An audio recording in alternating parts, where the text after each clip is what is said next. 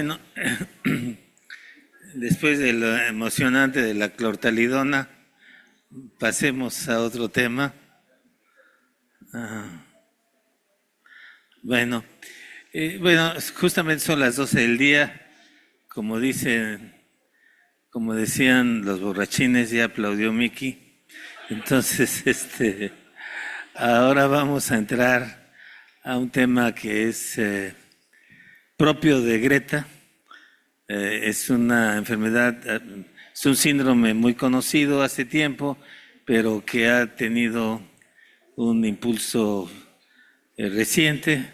Todo el mundo habla de él ahora, los médicos generales, los nefrólogos, todo el mundo habla de ello, que es el síndrome cardiorrenometabólica, que comparten muchos mecanismos fisiopatológicos y también el tratamiento.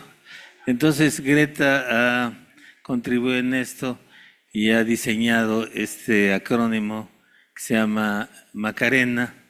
Ya verán por qué se llama Macarena.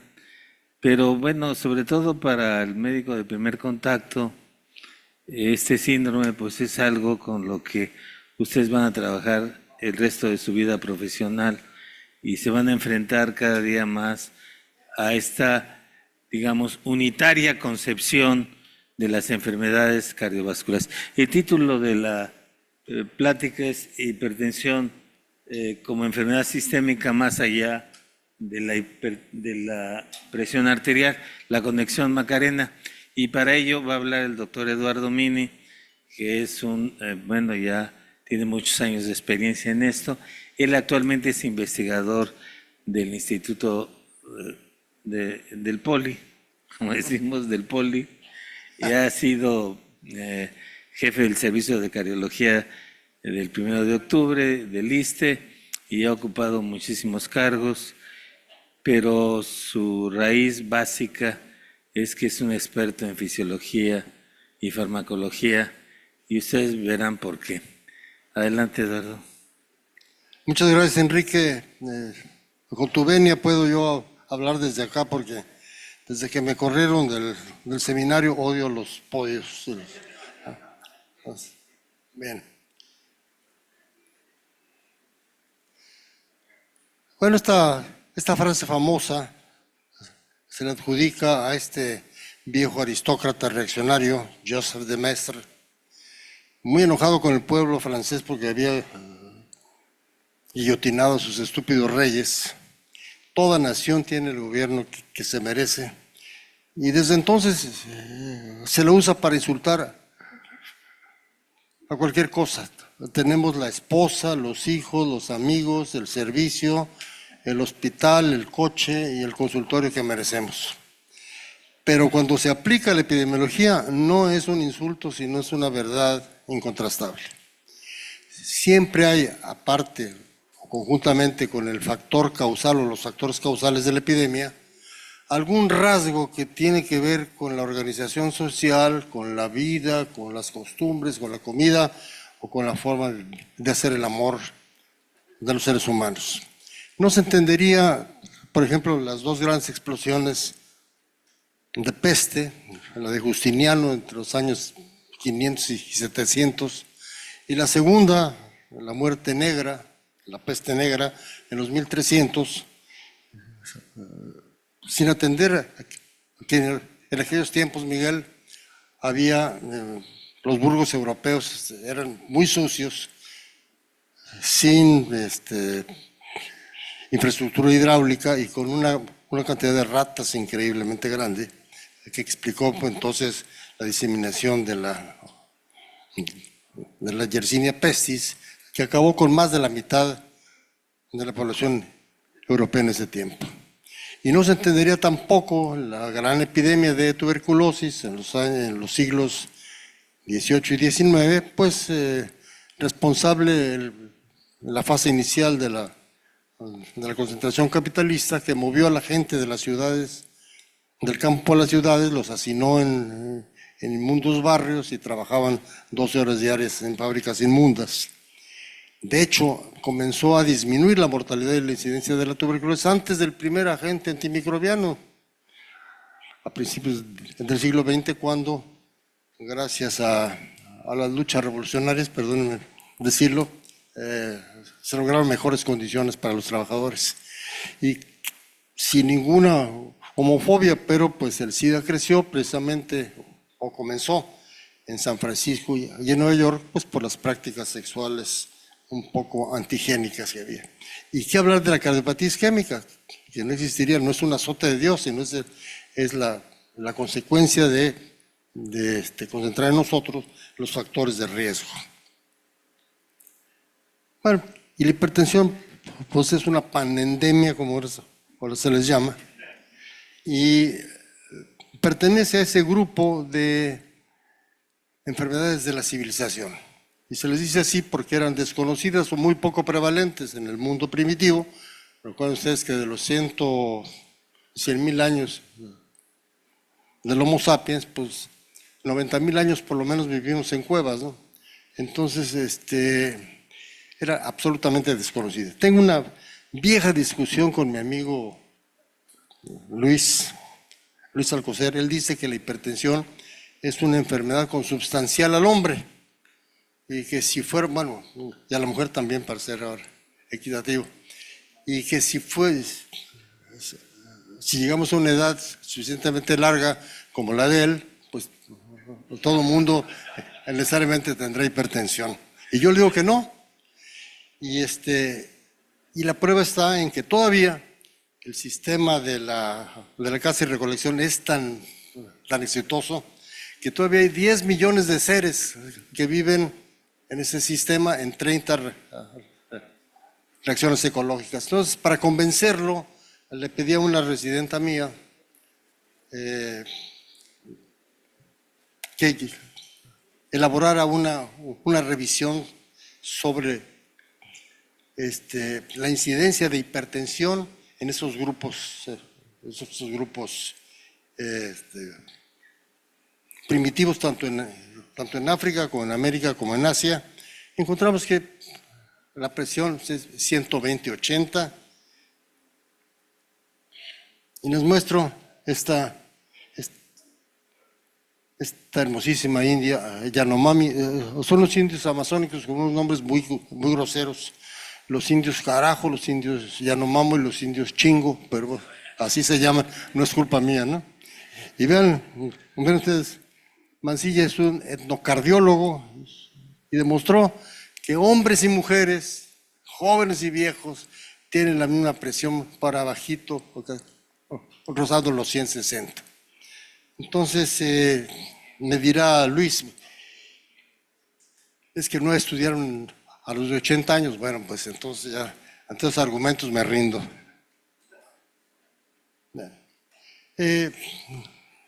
Me han contado la anécdota, no sé si es cierto o no, que algún alumno, colega de mi maestro, el doctor Guyton, le dijo: oiga, maestro, usted nos dice que la circulación es muy importante porque la presión de perfusión es la función más importante, porque gracias a ello recibe sangre desde el cerebro hasta el elevador del ano. Todo funciona si es perfundido, si no, no. Entonces, pónganos facilitos y una esquemita, ¿cómo no? Me dijo. Y entonces escribió eso, pues yo creo que se burló de nosotros, pero tiene razón. Es tan importante que existen múltiples subfunciones, todos en una gran orquesta, destinados a mantener la presión de perfusión constante, no importa qué tanto cambie el medio externo. Sí, perdón.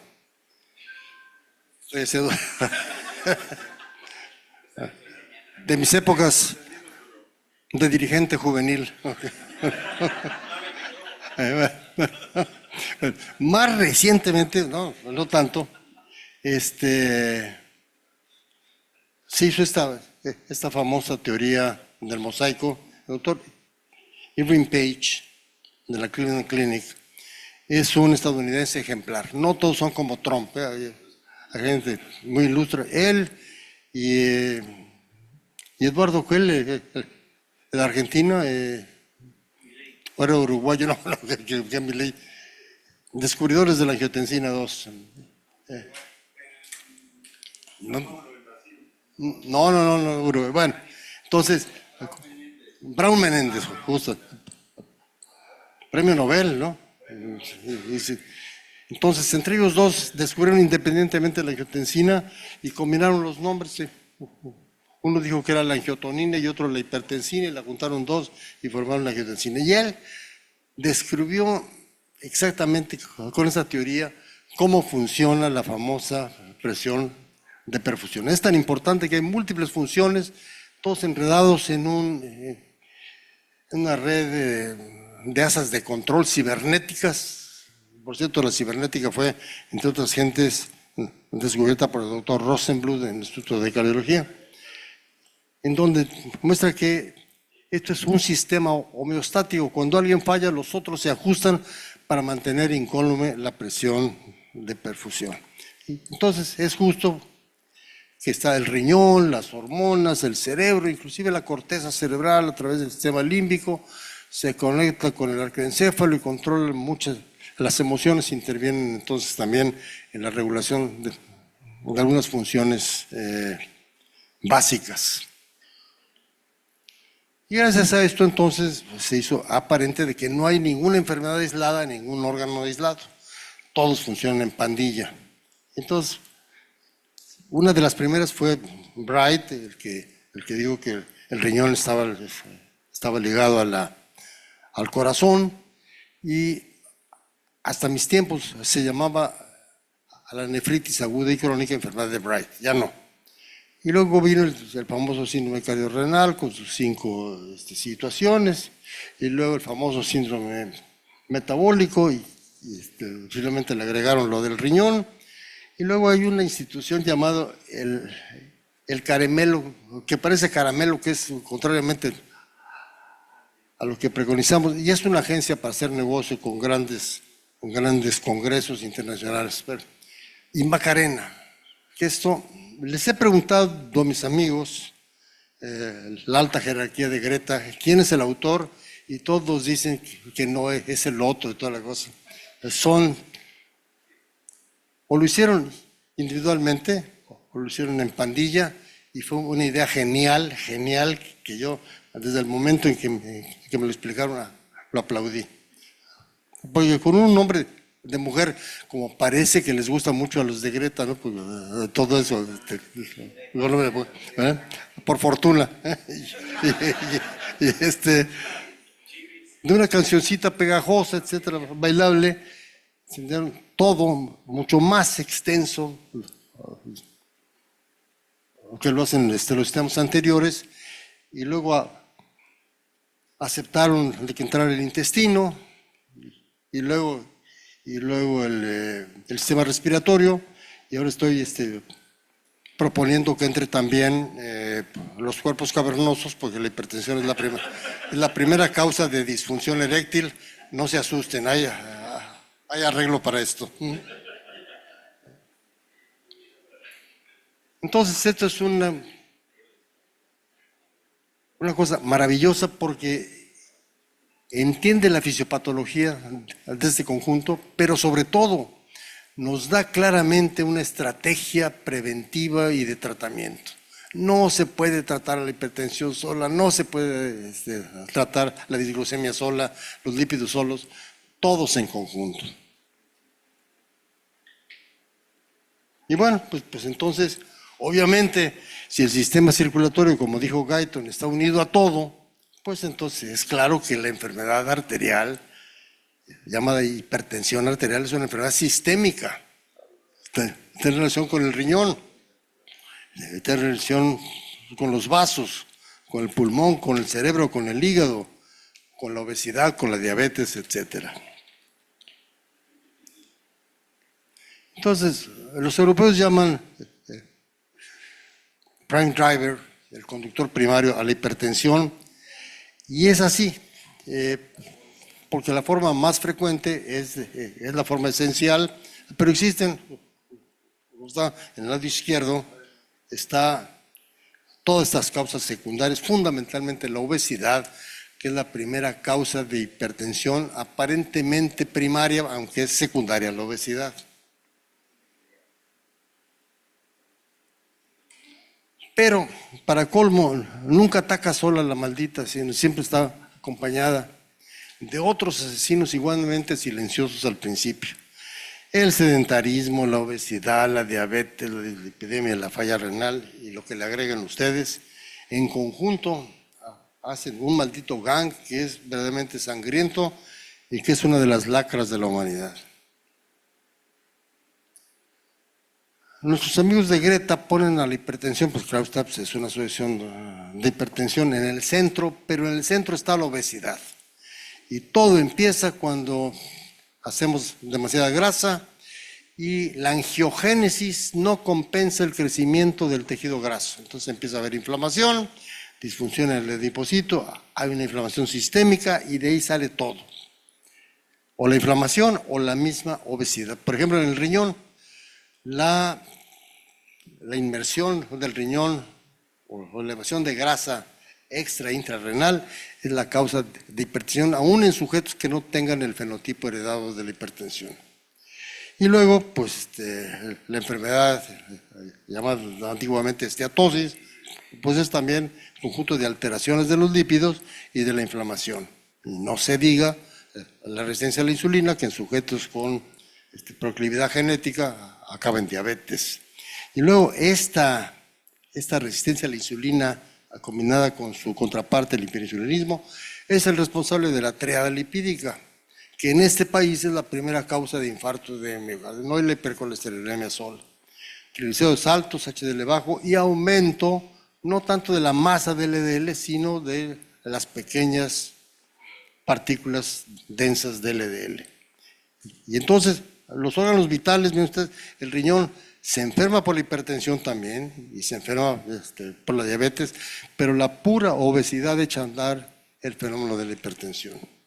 Y el corazón, claro está, se enferma pues, por la dislipidemia y la hipertensión en placas aterosclerosas, pero también existen depósitos ectópicos de grasa, lo que llamo yo lipotesaurosis, que es, no alcanza ya el tejido graso para almacenar lo que tragamos y se deposita en el cerebro, en el corazón, en el riñón, en el páncreas. Adipositas cordis, forma elegante de decir, tienes el corazón gordo. Y la cardiopatía hipertensiva, de la cual nos hablaron, y obviamente los síndromes isquémicos. Y el cerebro, aparte del EBC, existe depósito de grasa en la sustancia blanca que está atrás de los grandes síndromes neurodegenerativos que ahora son uno de los focos de la humanidad.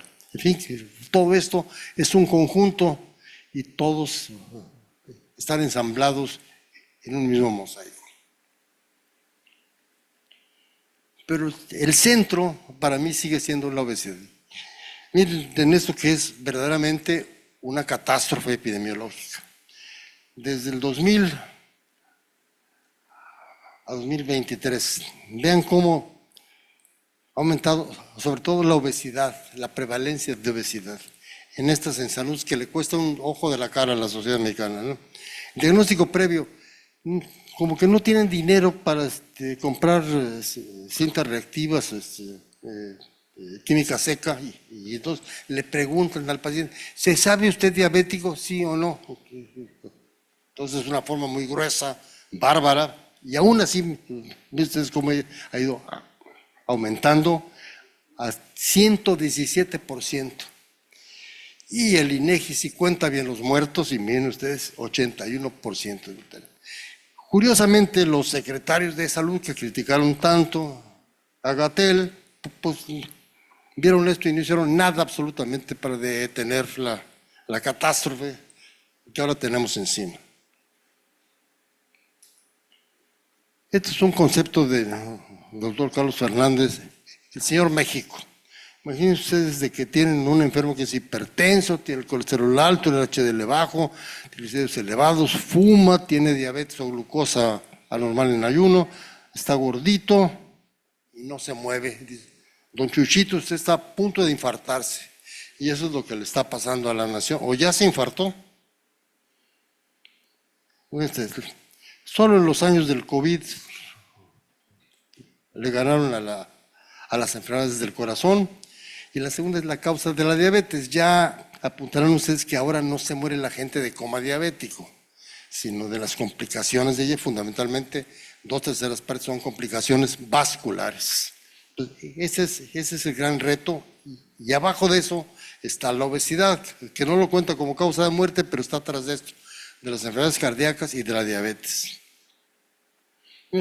Ahora, cuando hablamos de enfermedades cardíacas, que son fundamentalmente cardiopatía isquémica, miren ustedes, la enfermedad reumática del corazón, que todavía cuando regresé de Estados Unidos en el año 75 era la primera causa de cateterismo y de cirugía, ya no existe por una razón. No existe. Tengo generaciones de residentes que no han escuchado una estenosis mitral, ¿no? En fin, es cardiopatía isquémica. Y la segunda es la cardiopatía hipertensiva. Esos son los dos grandes retos a la cardiología actual. Y bien, y la hipertensión.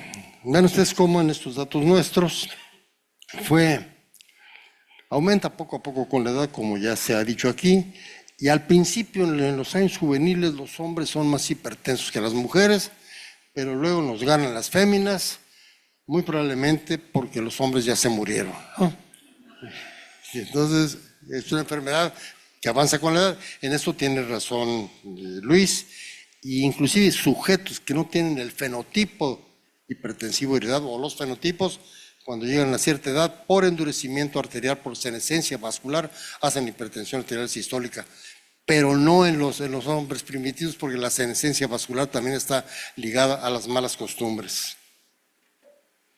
Y una cosa que aquí se ha dicho, y yo me contuve porque soy muy prudente, no se sabe contar la famosa ley de las mitades, y dicen, controlamos el 50% de los hipertensos. No es cierto. Mire usted, si tomamos el universo total de hipertensos, que es alrededor del 30%, en este estudio, casi 300,000 gentes fueron 27%. Da igual, la mitad lo conocen, y la mitad de los que lo conocen son tratados. Bueno, como es una enfermedad asintomática, se entiende que muchos pacientes que no tienen la costumbre de ir al médico a hacerse un chequeo, no sepan de que tienen la enfermedad. Mucho más complicado es de que ya conociendo el diagnóstico no se traten. Es una estupidez social. Y de los tratados, solo la mitad se controlan. Arribita, bajito, porque no se les dan los medicamentos, no se les da el tratamiento dual, porque no la toman por lo que ustedes quieran, porque no hay el satán en el ISSSTE, que eso es una realidad, etcétera, etcétera. Pero si cuentan ustedes los que no se trataron porque no lo conocían, los que conocían no se trataron, pues apenas es el 8% de los pacientes. Eso es una catástrofe, y seguirá la hipertensión cobrando daños si no corregimos esto, que es una responsabilidad de todos, del gobierno, de nosotros y de la sociedad en su conjunto. Este estudio nuestro, que no sale a la prensa porque tenemos un problema legal, no, sino de amistad, ¿no? Ven que el hipertenso mexicano está ligado a la obesidad. Miren ustedes, es el riesgo relativo en una serie de 8,000 pacientes. Ya está escrito en manuscrito, pero no, por una razón que luego les cuento, no podemos enviarlo a una revista. Vean ustedes cómo la obesidad le da casi 7% de riesgo, 7 veces más, perdón, 7 veces más. El sobrepeso, casi 3 veces más. La diabetes, y toda la cintura abdominal, los triglicéridos altos, la hipoalfa, es decir, el HDL bajo, y el índice de triglicéridos HDL, que es un excelente marcador de resistencia a la insulina, y que nadie usa pese a nuestro clamor ignorado durante largos años. Bueno, entonces, una de las ligas de la diabetes con la hipertensión, pues es deuda. La obesidad es la diabetes. Y la Ensalud, que no mide la glucosa, ni siquiera con química seca. Les preguntan a los pacientes y ponen estos mapas tan bonitos, ¿no? Y dicen, la prevalencia es de 10.4%. En algunas en salud se han sacado la sangre, pero se les mosquea, las venden, las tiran, y no se mide. Pero como dijo el clásico, yo tengo otros datos, ¿no? Entonces, en el estudio Fremex, miren ustedes, pues fíjense ustedes que arriba del 25% desde los 55 años ya tiene diabetes, ¿eh? Y lo medimos con química seca, que no es muy precisa. Aumentaría si se hiciera una medición en laboratorio húmedo, ¿no? Y lo que nos cuesta cada Ensanut. Y luego les dice uno esto y se enojan con uno. Bueno, en los lípidos, pues, no miden la glucosa menos los lípidos, ¿no? Entonces, únicamente les pongo algo que ya había visto el doctor Rosas desde que el ENSA 2000, la mitad de la población tiene triglicéridos elevados y tiene HDL bajo. Ahora está cambiando algo.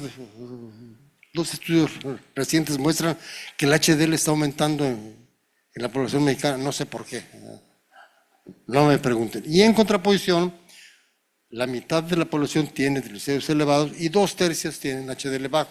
Un poco porque hay una relación inversa, los triglicéridos suben el HDL bajo, y otra vez porque además nos trajimos de Siberia unos genes horrorosos en los cuales tenemos una tendencia a la hipoalfa-lipoproteinemia, y entonces hay gente con HDL bajo no estando gordos. Miren ustedes, la triada lipídica. Ya dijimos, en el estudio PROCAM, hecho en alemanes, hombres, grandotes, nalgones, ¿no? Menos del 5% tenían esta triada. Triglicéridos elevados, HDL bajo, LDL aumentado. Es una forma antigüita de diagnosticarlo. Pues esa pequeña fracción concentró el 25% de los eventos coronarios. Ese es el poder patogénico heterogénico de la triada, que no se ha reconocido en México.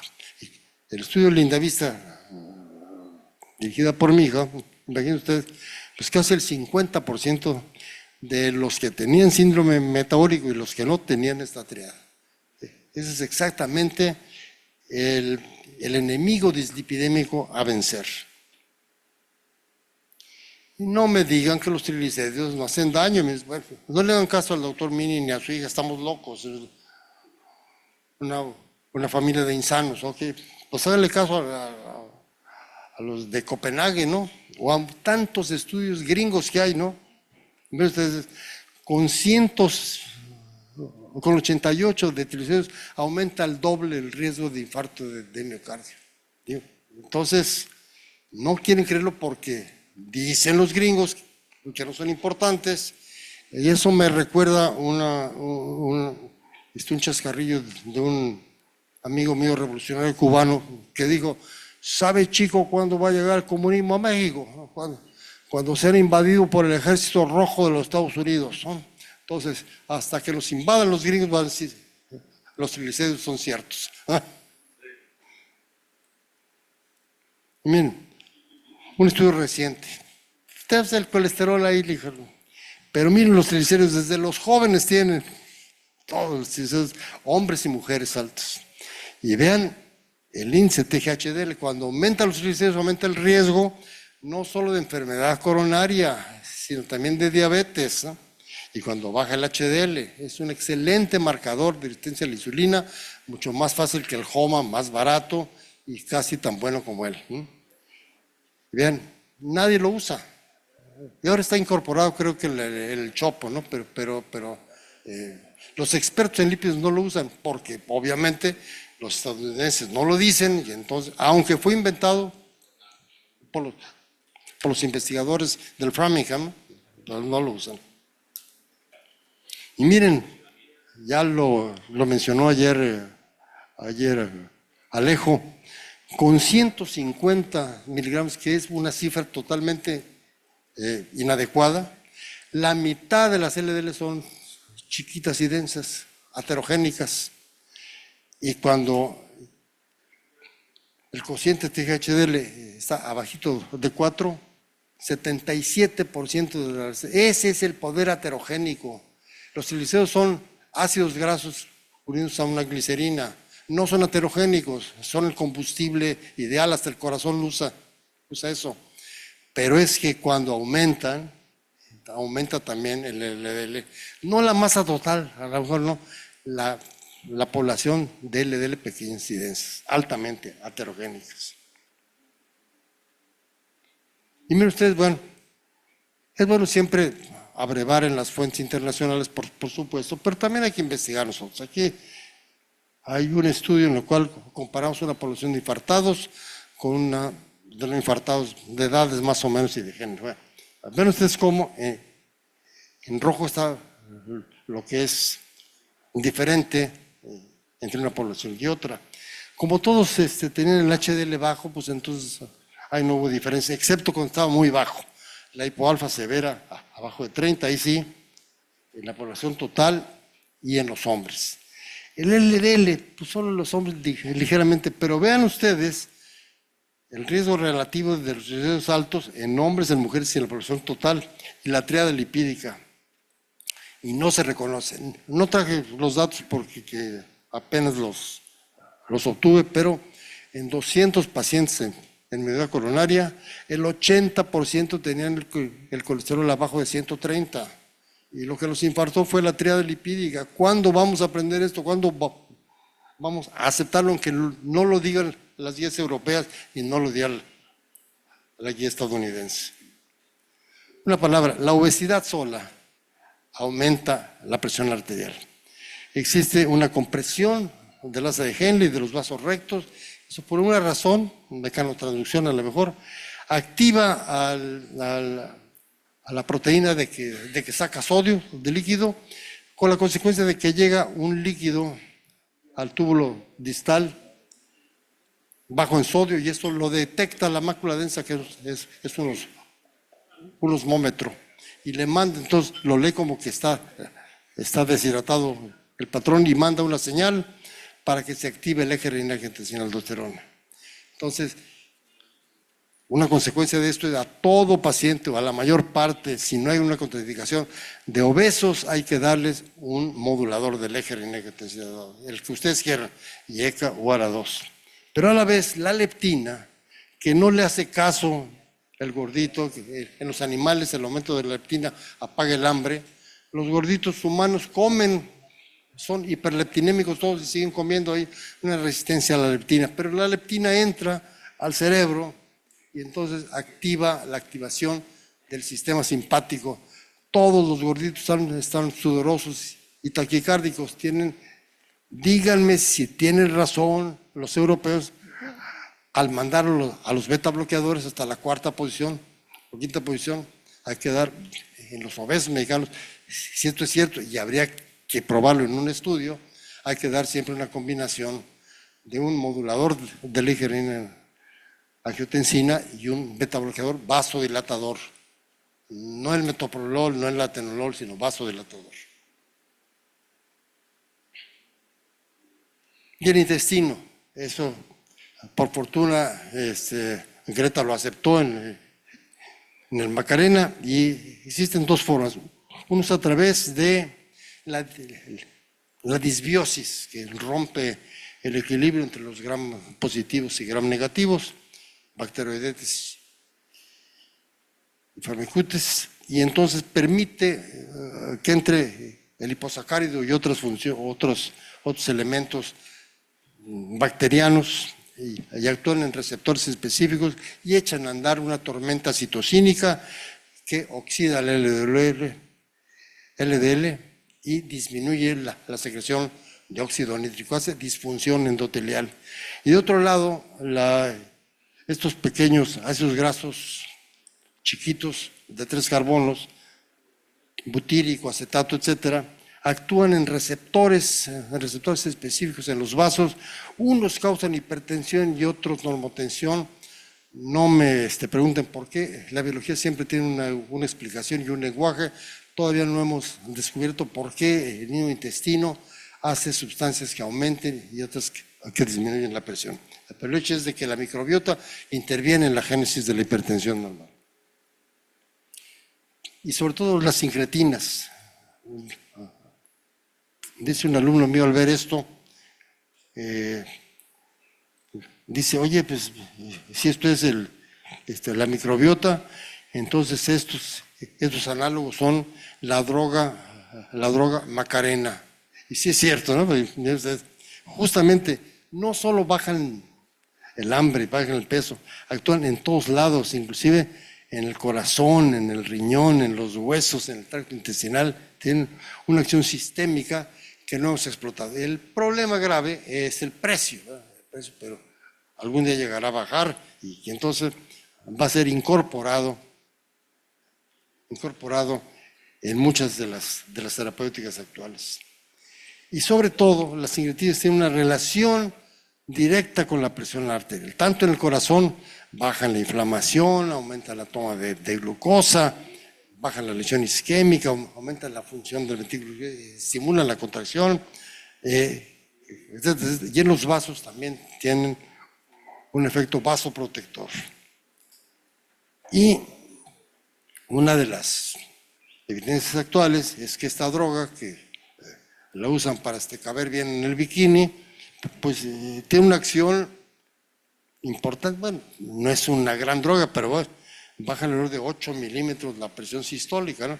Me dirá el doctor Alcocer que esto no es efecto de la droga, sino de la pérdida del peso, y no tendría yo elementos, pero viendo los efectos farmacológicos, yo creo que parte de esta pérdida de la presión es un efecto directo sobre la biología de los vasos.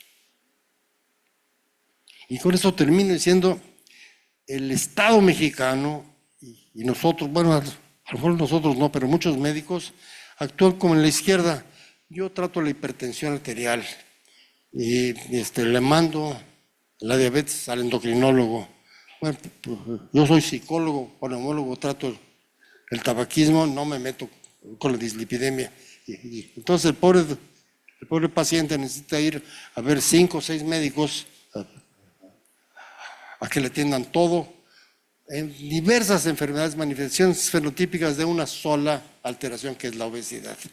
Entonces, el Estado hace esto, campañas contra la presión arterial, de la diabetes, etcétera, y nadie junta los pedazos. Entonces, la idea de Macarena es juntar todo y hacer un tratamiento integrado y simultáneo de todos los factores de riesgo, como ovejuna, todos a una.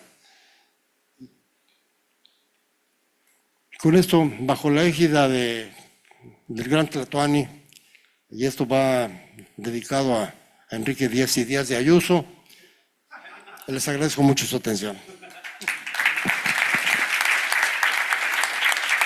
Bueno, muchas gracias. Muchas gracias. Pues, aquí con esto, como es una conferencia magistral, pues yo sé que hay muchas preguntas, pero aquí le damos las gracias al doctor Mini. Y muchas gracias y seguimos andando. Muchas gracias, doctor. Bueno, un aplauso más.